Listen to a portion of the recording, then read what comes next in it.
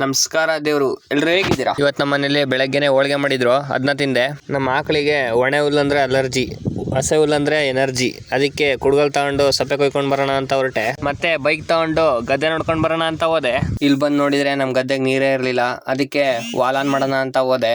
ಹಂಗೆ ನೀರ್ ಬರ್ತಾ ಇದೆಯಲ್ಲ ಅಂತ ನೋಡ್ಕೊಂಡು ನಮ್ ತೋಟ ಫುಲ್ ಅಡ್ಡಾಡ್ಕೊಂಡು ತೆಂಗಿನ ತೋಟ ಕಡೆ ಹೊರಟೆ. ಇವತ್ತೇನಂತ ಜಾಸ್ತಿ ಗೋಡ್ ಸಿಕ್ಕಿಲ್ಲ.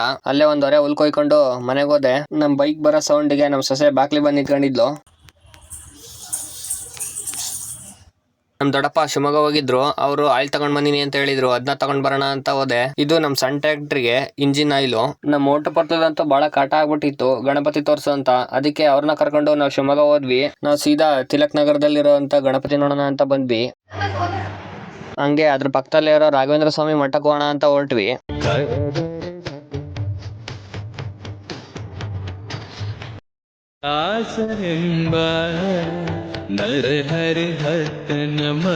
ಹಂಗೆ ಬಸ್ ಸ್ಟ್ಯಾಂಡ್ ಹಿಂದೆ ಇರೋ ಅಂತ RCB ಗಣಪತಿನ ನೋಡಿದ್ವಿ. ಅದನ್ನ ನೋಡ್ಕೊಂಡು ಸೀದಾ APMC ಗಣಪತಿ ನೋಡೋಣ ಅಂತ ಹೊರಟ್ವಿ. ಇಲ್ಲಿ ಡೆಕೋರೇಷನ್ ನೋಡಿ ಫಿದಾ ಆಗೋದೆ ಗುರು.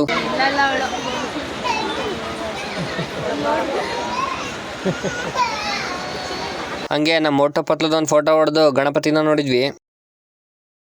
ಹಂಗೆ ನಮ್ಮ ಅಕ್ಕಂದು ಮತ್ತೆ ನಮ್ಮ ಸೊಸೆದು ಫೋಟೋ ಹೊಡೆದು ನಾವು ಹೋಟ್ಲಿಗೆ ಹೊರಟ್ವಿ.